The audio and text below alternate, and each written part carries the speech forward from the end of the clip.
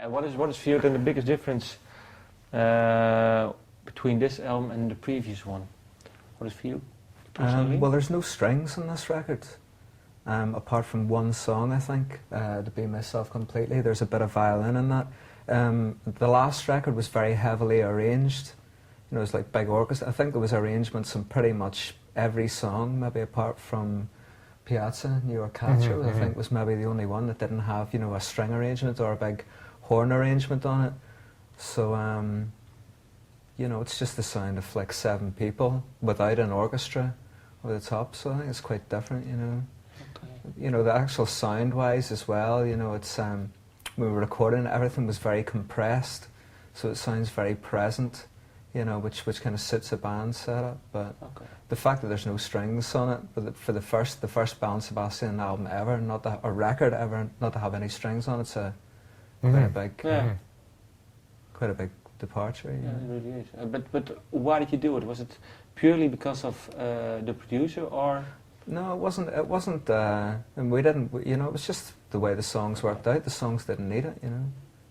Okay. And for you, the biggest difference? I think, well, location for a start, being in Los Angeles. I think it's the first time we've used a producer properly.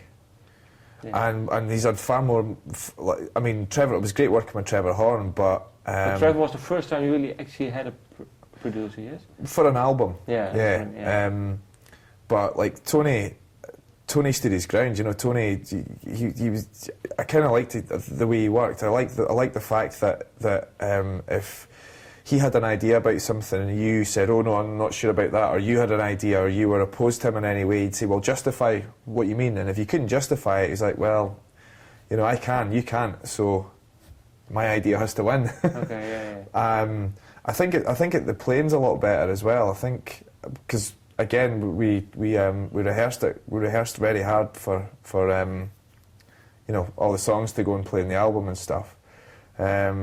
I think, as Bob says, just because it was the core 7 people, and it was very comfortable because it was kind of like it was in the rehearsal room, just sitting around in a room playing, and it was good fun. It was just it's probably the most fun I've had recording anything in the band.